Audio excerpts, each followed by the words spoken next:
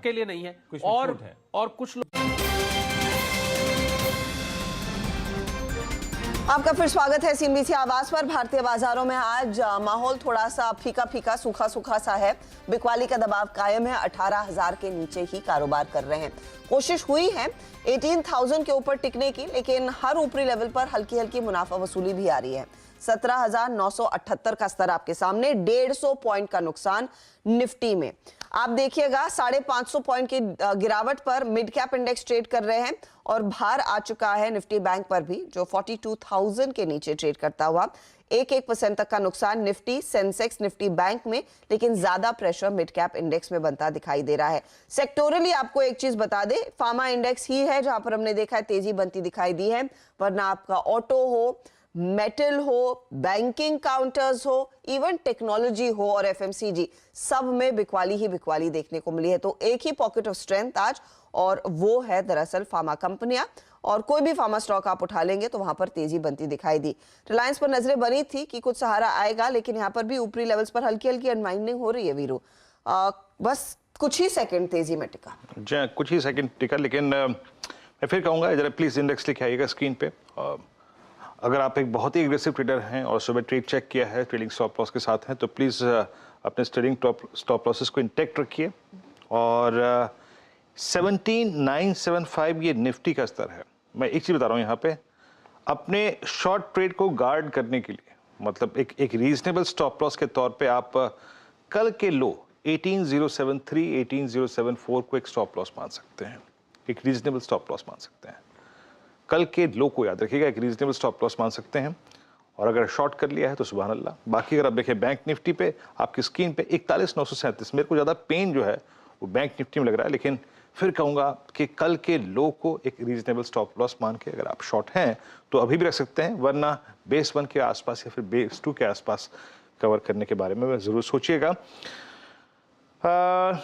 During the day stocks का combination क्या होगा 10:30 के बाद, वो खैर उसको देखते रहिएगा, मॉनिटर करते रहिएगा। पैनल में हमारे साथ बातचीत करने के लिए इस वक्त राजेश पालविया भी हैं, उनसे करेंगे बातचीत। प्रकाश काबसर, अमित सेठ और आशीष महेश्वरी। हम 2 लिस्टिंग की तरफ बढ़ रहे हैं, याद रखिएगा, उन पर भी हमारी निगाहें टिकी रहेंगी। 2 लिस्टिंग, अबांस होल्डिंग्स और लैंडमार्क्स कास की अगर आप देखें लिस्टिंग होनी है। एक view Rajesh Palviya ji, I think bank Nifty को गार्ड करने के लिए अभी तक कोई एक रीजनेबल स्टॉक हमको मिला ही नहीं है। आपका व्यू इस वक्त? बिल्कुल, तो एब्सेंट है यहाँ पे कोई भी स्टॉक में लीडरशिप। और बैंकिंग स्टॉक्स में देखें तो सारे लार्ज कैप बैंकिंग स्टॉक्स एक प्रॉफिट बुकिंग के दौर से गुजरते हुए दिख रहे हैं, और हमें लगता है कि ये मिसिंग पार्ट है। और इसी के चलते हम देख रहे हैं कि दोनों ही इंडाइसेस पे दबाव बनते हुए दिख रहा है, और सारे इंपॉर्टेंट लेवल को अब यहाँ पे जो नियर टर्म सेटअप के हिसाब से जो इस एक्सपायरी पॉइंट ऑफ व्यू से, इस मंथ के एक्सपायरी पॉइंट ऑफ व्यू से भी थी, वो भी सब गिव अप करते हुए दिख रहे। तो 18,000 एक होप थी जहां पे पुट कंसंट्रेशन था निफ्टी में, वो तो गिव अप कर दिया। और बैंक निफ्टी में भी देखें तो 42,500 के आसपास एक जो अच्छा पुट राइटिंग का बेस था, वो भी अब गिव अप करते हुए दिख रहे। तो हमें लगता है कि ये मार्केट एक अलग मोड में अब कन्वर्ट होते हुए दिख रहा है, और हमें लगता है नियर टर्म तो प्रेशर रहेंगे। अगर हम देखें तो पीएसयू प्राइवेट दोनों ही बैंक्स में एक दबाव बनते हुए दिख रहा है, और फर्दर और एक्सटेंड होते हुए दिख सकता है। तो हमें लगता है अभी जगह है बैंक निफ्टी में, और मुझे लगता है कि यहाँ पे फर्दर और प्रेशर पॉइंट जो बन रहे हैं मार्केट में, वो बैंकिंग और फाइनेंशियल से और एक्सटेंड होते हुए दिख सकते हैं। तो थोड़ा अभी बचना चाहिए लॉन्ग साइड के ट्रेड इनिशिएट करने से। जैम और आप देखें आपकी स्क्रीन पे लिस्टिंग विजिबल्स, इशू प्राइस करीब 506 रुपए, एडवांस होल्डिंग्स करीब 273 पे लिस्ट हुआ है, यानी अगर आप देखें लिस्टिंग गेन के तौर पे बहुत कुछ नहीं, मात्र 3 रुपए, करीब 270 रुपए इनका इशू प्राइस था। और आपकी स्क्रीन पे करीब लैंडमार्क करीब 457 पे। तो यहाँ पर वो लिस्टिंग गेन की तो छोड़िए जनाब, यहाँ पर कुछ भी नहीं मिला। करीब 506 रुपए का इशू प्राइस था 471 पर, तो यहाँ पे करीब 50 रुपए का आई थिंक लिस्टिंग लॉस है। अगर मैं सीधे प्राइस की बात करूँ तो यहाँ पर मैं होल्डिंग कॉस्ट की बात नहीं कर रहा हूँ, एग्जैक्टली लिस्ट अगर आप देखें नंबर टू नंबर कंपैरिजन कर रहा हूँ, बट अबान होल्डिंग्स जो है वो बिल्कुल फ्लैट है। महेश्वरी साहब, इनफैक्ट ये लैंडमार्क, ये तो आई थिंक बेहद ही निराशाजनक लिस्टिंग, इस पर आपका व्यू क्या है? अगर मान लीजिए मैं आईपीओ में लॉटेड हूँ तो मेरा एक्शन क्या होना चाहिए इस वक्त 50 रुपए नीचे? ये बहुत ही खराब लिस्टिंग है, क्योंकि ये जो उम्मीद कर रहे थे मार्केट में शायद 15 से 20 रुपए डिस्काउंट में लिस्ट होने का एक्सपेक्टेशन था बट ये काफी डिसअपॉइंटिंग लिस्टिंग है। बट बेस्ट पार्ट ये कि इसमें ज्यादा शेयर जो अलॉट हुए वो QIP को हुए, क्योंकि उन्होंने 8 गुना सब्सक्राइब किया।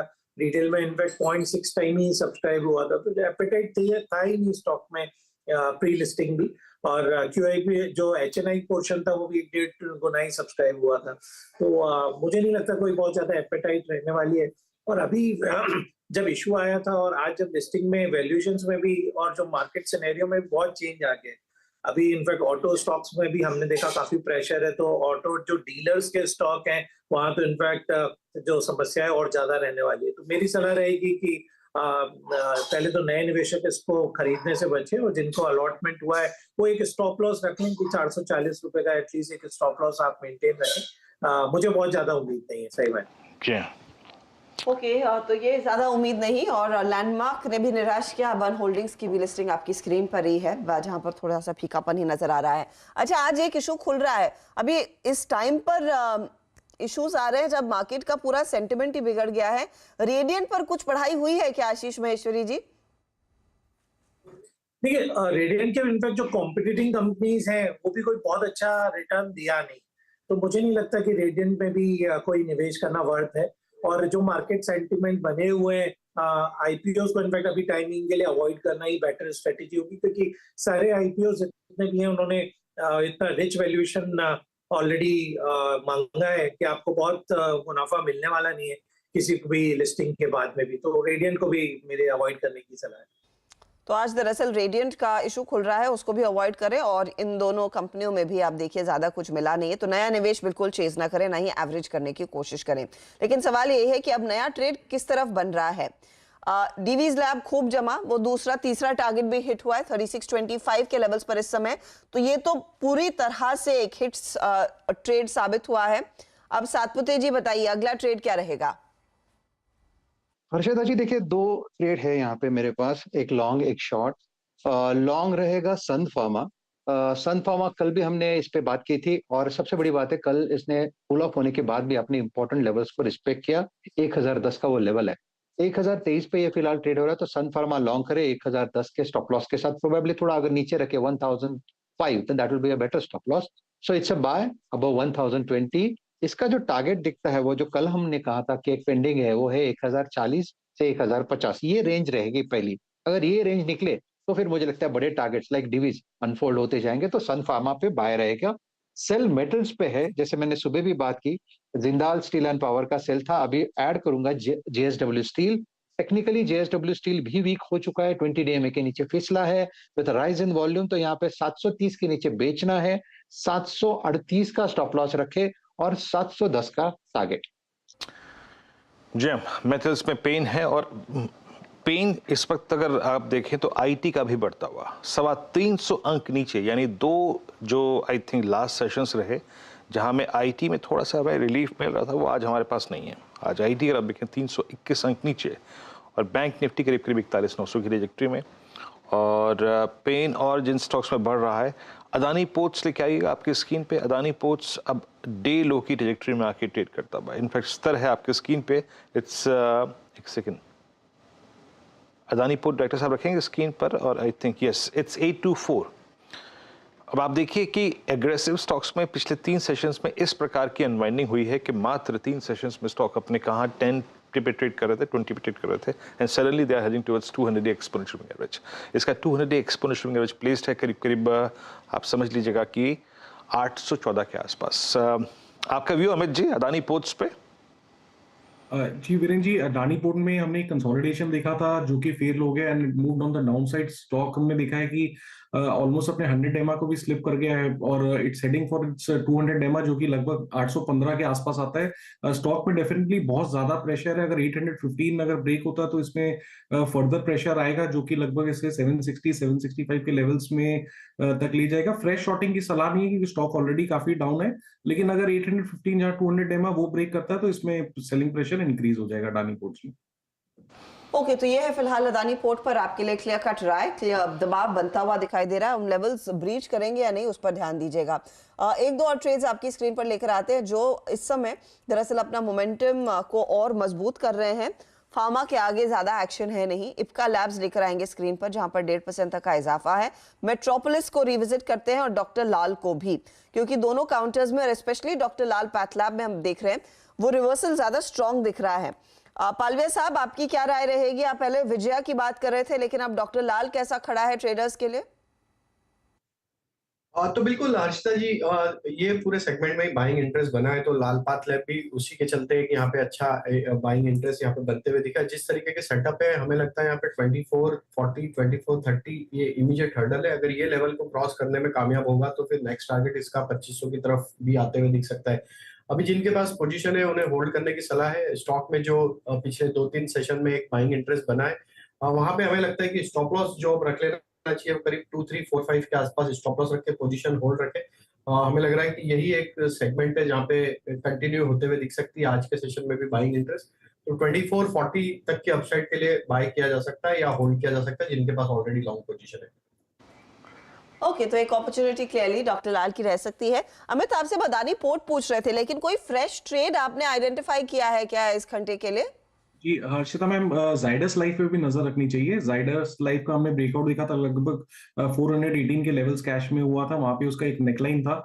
जाइडस लाइफ में एक अपमूव हम देख सकते हैं लाइक अदर फार्मा स्टॉक्स। तो स्टॉप लॉस थोड़ा सा इसका 418 के आसपास ही रखूंगा और टारगेट्स इसमें 445 के रहेंगे जाइडस लाइफ में।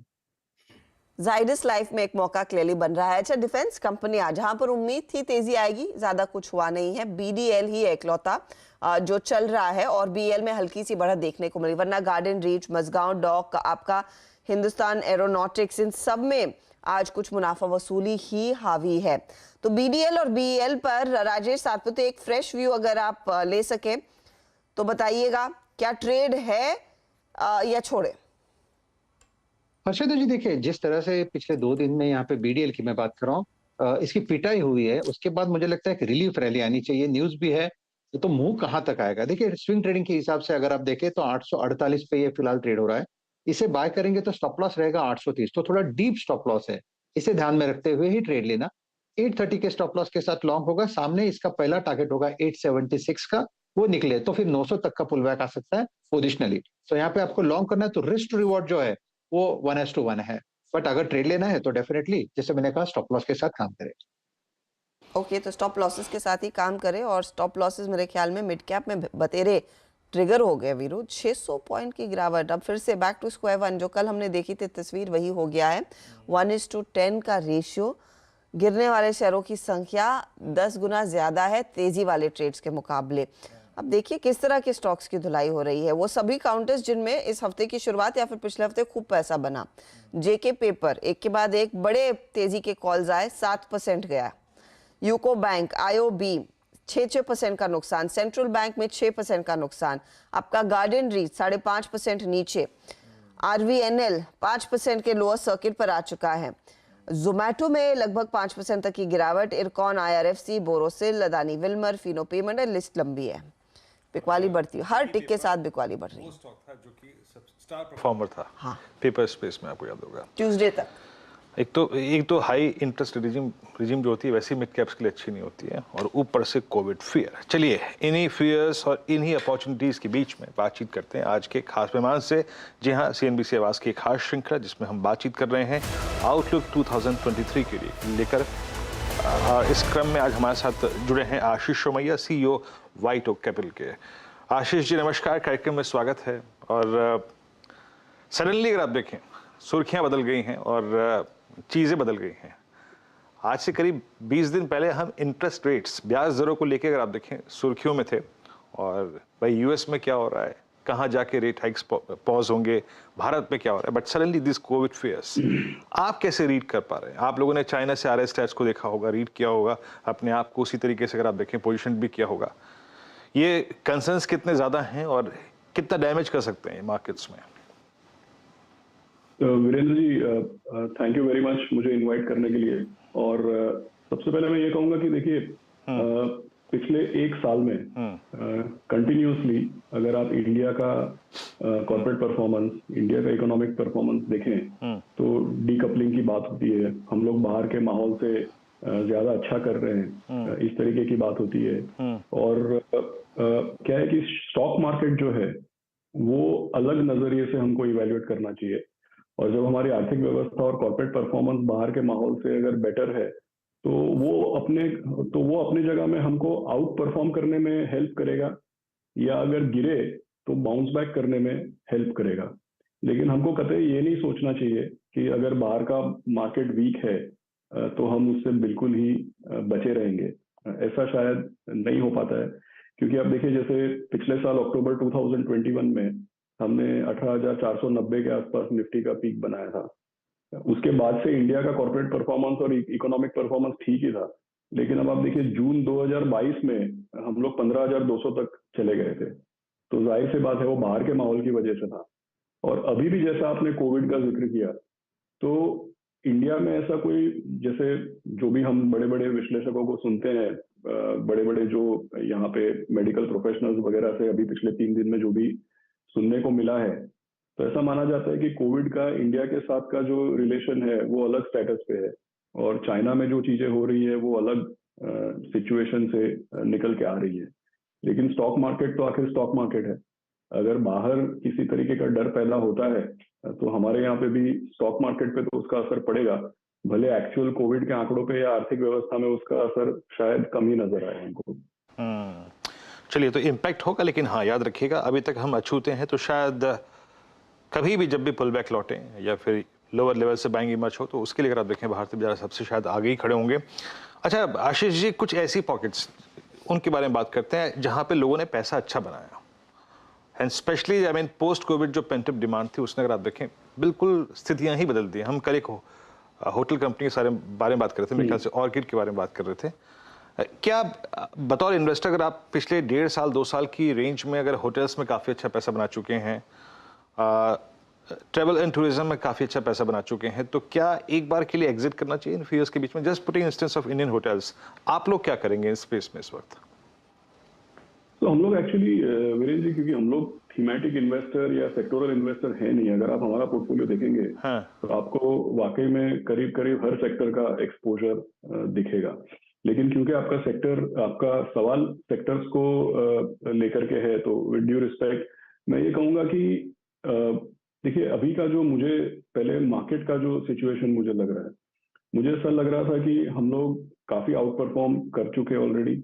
जब से डीकपलिंग, मैंने पहले भी आपसे बात की थी कि जब से डीकपलिंग वगैरह की बात हुई है तब से मैं थोड़ा मार्केट को लेकर के संकोच में आ गया था, क्योंकि ये डीकपलिंग वगैरह की बातें हैं जो लोगों को कॉम्प्लेसेंट बना देती हैं।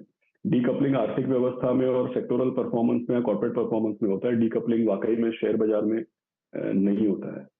तो नाउ कम के भाई जहां पे पैसा बन चुका है, तो जाहिर सी बात है कि मुझे ऐसा लगता है अगले 3 से 6 महीने इस तरीके की ऊंच नीच लगी रहेगी। तो क्योंकि जैसा मैंने एग्जांपल दिया, थोड़े दिन पहले हम 15,200 पे थे। बाहर का जो वातावरण वो ज्यों का त्यों है, लेकिन 15,200 से हम करीब करीब 19,000 पहुंच गए थे।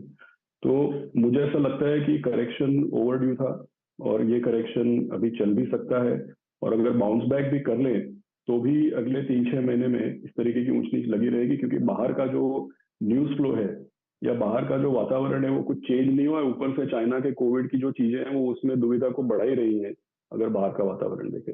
अब बात ये आती है कि जैसा आपने बताया जहां पे पैसा बना है, तो मुझे ऐसा लगता है कि ज्यादा एक्साइटमेंट या ज्यादा एक्सूबरेंस नहीं बताना चाहिए। अगर कोई बहुत ओवर एक्सपोज्ड है, बहुत उम्मीद से ज्यादा रिटर्न बन गया है, तो जरूर प्रॉफिट बुक करना चाहिए उनको। और फिर जो ऑन अ कॉन्ट्रेरियन बेसिस या जो सेक्टर्स बहुत खराब किए हैं उसमें रोटेशन के लिए ट्राई कर सकते हैं। तो डेफिनेटली पूरे के पूरे पोर्टफोलियो को रिव्यू करना जरूरी बन जाता है। ओके आशीष जी, मैं आपसे ये पूछना चाहूंगी कि जो नया पैसा इस समय आ रहा है, जो रिटेल निवेशक का नई अपॉर्चुनिटीज और नई इन्वेस्टमेंट जर्नी की शुरुआत कर रहे हैं, उनके लिए एडवाइस क्या है? इक्विटी में कितना आप लोग पैसा लार्जली कमिट करते देख रहे हैं, या फिर क्या इंक्वायरीज न्यू इन्वेस्टर्स की तरफ से डेट साइड के लिए भी बढ़ने लगी हैं, और क्या 23 में वो डेट एलोकेशन बढ़ सकता है? हर्षदा जी, एक्चुअली ब्याज दर इस कदर बढ़ गए हैं तो समझिए कि अगर हमारे यहाँ बहुत ही एलिमेंट्री लेवल पे liquid fund, ultra short term fund, जहाँ पे हम लोग 2-3 महीने 6 महीने के बैंक सीडी और कमर्शियल पेपर वगैरह में पैसा लगाते हैं, उसका भी आप देखिए रिटर्न 3% से लेकर के 5.5-6% के रेंज में अभी आ गया है। तो मैं ये नहीं कह रहा हूँ कि जिसका लॉन्ग टर्म पैसा है या जिसको इक्विटी में पैसा लगाना चाहिए वो सारे के सारे भी 6% अल्ट्रा शॉर्ट टर्म में लगाएंगे, ये मेरा कतई इंटेंशन नहीं है बोलने का। लेकिन बात यह है कि जब 3% वाला इंस्ट्रूमेंट भी 6% पे आ जाता है तो पीपल डोंट माइंड कि भाई ठीक है थोड़े टाइम पैसे रखे रहो, और मार्केट में तो वॉलेटिलिटी आप देख ही रहे हैं, बाहर का न्यूज को भी आप देख ही रहे हैं, तो कॉशियसनेस जरूर हमको नजर आती है पहली चीज, और कॉशियस होना भी चाहिए, उस बात से मैं उसको मैं रिपीट करूंगा। और एक चीज ये है कि अगर आप, मेरे बोलने से कुछ नहीं होता, अगर आप म्यूचुअल फंड इंडस्ट्री का या फंड फ्लो का आंकड़े ही देख लें तो आपको दो चीजें नजर आएंगी कि म्यूचुअल फंड इंडस्ट्री में वो 13,000 करोड़ SIP आता है, वो तो बरकरार है, लेकिन वो सारा सब कुछ गिनने के बाद भी अगर आप इंडस्ट्री का ग्रॉस इनफ्लो देखते हैं तो पिछले साल के पीक से लेके अभी तक ग्रॉस इनफ्लो में तो डिक्लाइन दिख ही रहा है आपको, और रिडेम्पशन जिस रेट से, इट्स पीपल्स मनी, तो रिडेम्पशन तो होते रहता है, तो रिडेम्पशन जिस रेट से हो रहा है उस रेट से हो रहा है, लेकिन इनफ्लोज ओवरऑल गिर गए। SIP वाले नहीं, बट नॉन SIP वाले जो फ्लोज हर महीने पैसा लगाते हैं लोग, उसमें डिक्लाइन है। तो कॉशियसनेस दिख रही है आपको, इनफ्लोज में एक तरीके का स्लो डाउन नजर आ रहा है आपको, और दूसरी तरफ अगर आप देखें तो डेट इंस्ट्रूमेंट्स जो है वहां पे थोड़े समय रुकने में लोगों को कोई दिक्कत नहीं है, क्योंकि सारे के सारे इंटरेस्ट रेट्स तो ऊपर चले ही गए हैं। तो I think even flows, domestic mutual fund को फ्लोज को भी लेकर अगले 3 से 6 महीने, जब तक क्या है कि मार्केट में एक डायरेक्शन नहीं आता है। देखिए आज ऐसा माहौल है कि 1 ईयर रिटर्न लोगों का करीब करीब 0 है, अगर आप स्मॉल मिड कैप वगैरह में हैं तो शायद नेगेटिव में है, तो रिटर्न बन नहीं रहा है, सामने मार्केट में अनसर्टनिटीज है, तो फ्लोज को लेकर के भी अगर स्लो डाउन है तो we should not be surprised. Flows को लेकर आप देखें स्लो डाउन तो है ही, आई मीन स्ट्रेस बता ही रहे हैं, लेकिन सुमिया जब आप हमारे व्यूअर को राय क्या देंगे, आई मीन जो डायरेक्टली मार्केट्स को अप्रोच करते हैं या फिर आपके थ्रू जो मार्केट्स को अप्रोच करते हैं, आज से लगभग 20 दिन पहले we were at all time high, सब कुछ ठीक था, लेकिन कोविड फियर्स ने आई थिंक, और बाजार को जब ये आभास नहीं हो पाया कि यूएस में रेट हाइक की जो प्रोसेस है वो पॉज की तरफ बढ़ रही है, जब बाजार को ये आभास नहीं हो पाया कि भारत में जो इंटरेस्ट रेट की हाइक है जो वो पॉज की तरफ बढ़ रही है, तब थोड़ी सी अनवाइंडिंग थी। अब हमें अपने SIP के साथ कैसे अप्रोच करना चाहिए अगले 1 साल को? देखिए थोड़ा सा आपने अर्निंग्स की बात करी, थोड़ा सा आपने हाई इंटरेस्ट रेट रिजिम की बात भी करी, तो मैं अब अपने SIPs के साथ कैसे अप्रोच करूं, और स्पेशली कैसे माहौल में जब रेट्स काफ़ी हाई हैं, कौन सी थीम पे ज़्यादा पैसा लगाने की एक कवायद होनी चाहिए आपकी? वीरेंद्र जी, जो SIP वाला है वो तो काफी सिंपल है, उसको मैं एक एग्जांपल से आपको बताता हूँ कि मैं जब डेटा देखता हूँ लंबे अरसे का, तो 30 इयर्स का अगर आप सेंसेक्स का देखेंगे, 30 इयर्स के पहले इंडिया क्लोज इकोनॉमी थी, तो ज्यादातर डेटा का जिक्र 30 इयर्स का ही होता है। सीधा शॉर्ट में एग्जांपल दूंगा मैं कि 30 इयर्स का सेंसेक्स का कंपाउंडिंग 12% है। अब मैं दर्शकों को एक पहेली देता हूँ कि भाई अगर 30 इयर्स का सेंसेक्स का कंपाउंडिंग 12% है तो आप 12% से ज्यादा रिटर्न कैसे बना सकते हैं? तो जाहिर सी बात है कि जब रिसेंट पास्ट का एवरेज 12 से बहुत कम है, तब जाकर के अगर आप पैसा लगाएंगे तो नियर फ्यूचर में कहीं ना कहीं एवरेज 12 से बहुत ज्यादा आएगा, तब जाकर के लंबे अरसे का एवरेज टोटल 12 पे सेटल होता है। तो जो SIP वाले इन्वेस्टर है उनके लिए तो नो ब्रेनर है कि SIP कंटिन्यू करना चाहिए। कभी ना कभी इस तरीके के मार्केट में वॉलेटिलिटी होगी, कभी ना कभी अगर आप, और दूसरा क्या है कि निफ्टी को देख करके अंदाजा नहीं लगाना चाहिए। निफ्टी तो चलिए अच्छी बात है, करेक्ट हो ही रहा है, लेकिन अगर आप Nifty 500 small cap mid cap देखें तो ये इसमें काफी ज्यादा, इसमें तो पिछले 1 साल में कोई परफॉर्मेंस आया ही नहीं है, बल्कि एक्चुअली नेगेटिव है। तो मार्केट में लोअर लेवल्स मिलेंगे, वॉलेटिलिटी होगी, वॉलेटिलिटी से रिटर्न में अल्टीमेटली इजाफा होगा हमारा या फायदा होगा, उसीलिए तो हम SIP रेकमेंड करते हैं। तो जो SIP वाले हैं उनको तो कुछ करना नहीं है, एक्चुअली SIP कंटिन्यू करना चाहिए। डिफिकल्टी हमेशा, डिसीजन मेकिंग में डिफिकल्टी हमेशा उनके लिए होती है कि भाई जो आज पैसा लगा रहे हैं वो क्या करें। तो उनको मैं कहूंगा कि भाई आपकी कोई ट्रेन या बस मिस नहीं होने वाली है, पैसा आप अल्ट्रा शॉर्ट टर्म फंड में, लिक्विड फंड में रखिए, और अगले 6 महीने में बाहर का माहौल जैसे जैसे, क्योंकि एक चीज है कि यूएस में ब्याज दर बढ़ रहे हैं, वो ब्याज दर क्यों बढ़ रहे हैं? उनको महंगाई कंट्रोल करनी है। महंगाई कंट्रोल करने की प्रक्रिया में कहीं न कहीं पे आर्थिक व्यवस्था उनकी मंदी में जाएगी, और जब आर्थिक व्यवस्था मंदी में जाती है तब फाइनली एक लेग डाउन, या तब फाइनली शेयर बाजार में उसका परिणाम आपको अल्टीमेटली कहीं न कहीं पे नजर आता है। तो कोई ट्रेन बस मिस नहीं होने वाली है, पैसा liquid fund, ultra short term fund में रखेंगे, और अगले 6 महीने में अच्छी बात यह है कि हम लोग यूएस में नहीं है, हम लोग अलग सिचुएशन में है, और हमारी आर्थिक व्यवस्था उनकी आर्थिक व्यवस्था से काउंटर सिक्लिकल है। हमारा केवल शेयर बाजार पे परिणाम हमको थोड़ा बहुत दिख रहा है।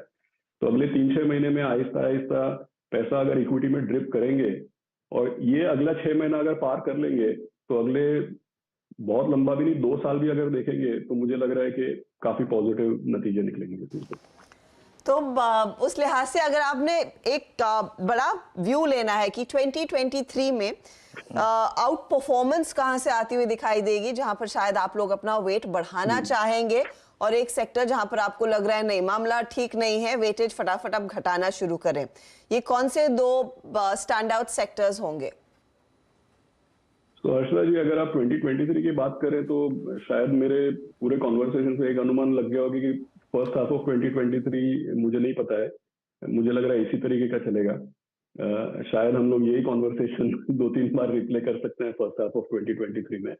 लेकिन अगर आप जैसे मैंने बताया अगले 6-9 महीने पार कर दें और फैग एंड और लेटर एंड ऑफ 2023 देखें तो शायद काफी सारी चीजों का जो लोग इंतजार कर रहे हैं कि भाई कभी ना कभी ब्याज दर के पीक होंगे, कभी ना कभी यूएस की आर्थिक व्यवस्था मंदी में जाएगी, कभी न कभी शायद जियोपॉलिटिक्स में भी कुछ ना कुछ सेटल हो सकता है। तो अगले 3-6 महीने तो यही चलेगा, बट लेटर हाफ ऑफ 2023 शायद सिचुएशन बेटर होगी।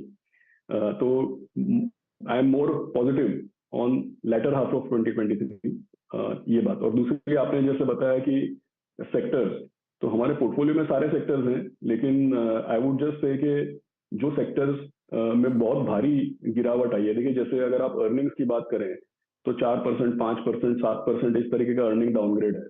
लेकिन आईटी कंपनीज को अगर आप देखें तो शेयर के दाम, मतलब it is becoming suddenly becoming a hated sector actually. तो ऐसा होता नहीं है, जब भी आर्थिक व्यवस्था में मंदी आती है तो 2-3 क्वार्टर न्यू ऑर्डर विन्स इस तरीके का स्लो डाउन होता है, बट फंडामेंटल्स डिसरप्ट नहीं होते हैं। तो आई थिंक ये एक सेक्टर देखना चाहिए। दूसरा अगर आप देखें तो जैसा मैं हमेशा बताता हूँ, नॉन लेंडिंग फाइनेंशियल, मुझे ऐसा लगता है कि जो हमारा पूरा का पूरा कैपिटल मार्केट रिलेटेड इंडस्ट्री है इंडिया का, जिसको हम नॉन लेंडिंग फाइनेंशियल बोलते हैं, आई थिंक ये definitely again it has become hated sector. या आप देखिए इस पे ज्यादा लोगों को कॉन्फिडेंस नहीं है इसमें, और काफी समय से कोई मूवमेंट नहीं है। और तीसरा जो हमेशा मुझे ऐसा लगता है कि पोर्टफोलियो में होना चाहिए वो है कंज्यूमर डिस्क्रेशनरी, क्योंकि अगले 3-5 साल में ये एक ऐसा एरिया है जहाँ पे काफी ग्रोथ आएगी। जय, चलिए आशीष जी, बहुत बहुत शुक्रिया, आप इस कार्यक्रम में शामिल हुए। आउटलुक 2023 आपने हमारे साथ शेयर किया, और आपको एक बार फिर से वर्ष 2023 की अग्रिम शुभकामनाएं, और 2023 में आपकी खुद की हेल्थ वेल्थ और आपके निवेशकों की हेल्थ वेल्थ ऐसे ही बढ़ती रहे। बहुत बहुत शुभकामनाएं आपको और आपके दर्शकों को भी। थैंक यू वेरी मच आशीष, बहुत बहुत शुक्रिया। मार्केट से डे लो आपकी स्क्रीन पे 17,919 निफ्टी, और अगर पिछले कुछ मिनटों के आप लॉसेस को देखें तो इट्स आईटी, जरा निफ्टी आईटी का प्लीज एक बार चार्ट लेके आइएगा, 28,353। तो यूएस मार्केट की कल के अगर आप देखें क्रैश और आई थिंक जो बिहेवियर था उसको अब हाथों हाथ लेता हुआ निफ्टी आईटी। और जनाब ये जो मिड कैप्स है ना, मिड कैप्स एक्सट्रीम पेन में, और आपका जो मिड कैप इंडेक्स है करीब करीब 30,570 पे, याद रखिएगा it's heading towards it's 200 exponential moving average. तो पेन, और जो डायरेक्टर साहब जरा प्लीज मार्केट ब्रेथ रखिएगा, सुबह मार्केट ब्रेथ वैसे ही खराब थी और अब वो थोड़ी सी और खराब होती हुई, और आई थिंक ये मिड कैप्स के जो नुकसान हैं वो उसी तरफ इशारा करते हुए। Look at market breadth 242, I mean लगभग आपकी स्क्रीन पर आप देखें 2639 शेयर इस वक्त डिक्लाइंस पे खड़े हैं। Nifty IT at day low, bank Nifty at day low, mid caps at day low. Rajesh Palve ji, कोई कॉल है कि आपके पास? वीरेन जी, केमिकल स्पेस में सीरियस सेलिंग दिखी है, जिसमें टाटा केमिकल रडार पे है शॉर्ट साइड से। ये 6th डे है जहाँ पे 200 डे मूविंग एवरेज के नीचे अब ये स्टॉक सस्टेन कर रहा है, और जिस तरीके की सेलिंग पूरे स्पेस में है, हमें लगता है टाटा केमिकल में यहाँ पे एक सीरियस ब्रेकडाउन हुआ है। स्टॉक में लोअर साइड के टारगेट एक्सपेक्ट कर रहे हैं हम, करीब 885 रुपए तक के। शॉर्ट करेंगे, स्टॉप लॉस रखेंगे करीब 930 के आसपास। तो 885, 880 तक की डाउन साइड हमें लगता है टाटा केमिकल में आते हुए दिख सकते हो। लॉन्ग साइड में फार्मा में, कैश सेगमेंट में सुवेन फार्मा का सेटअप अट्रैक्टिव लग रहा है। स्टॉक में जिस तरीके के वीकली चार्ट बने, हमें लगता है ये स्टॉक एक अच्छा मोमेंटम बना सकता है ड्यूरिंग द डे। 501-2 के आसपास ट्रेड कर रहा है, इसमें अपसाइड के टारगेट एक्सपेक्ट करें 525, 530 तक के। स्टॉप लॉस रखेंगे करीब 494 के आसपास। बहुत बहुत शुक्रिया राजेश जी, आप इस कार्यक्रम में शामिल हुए। सभी स्टॉक्स और इंडेक्सेस पे हालांकि markets still at days low trajectory, लेकिन ज्यादातर लॉसेस अब मिड कैप्स में आते हुए। फिलहाल एक ब्रेक और 10 के दमदार ट्रेड को यहीं कर आप समाप्त करते हैं। आपसे ब्रेक के बाद नीरज जी मिलेंगे और ट्रेडर्स हॉटलाइन की होगी शुरुआत। आपके प्रश्नों के जवाब छोटे से ब्रेक के बाद।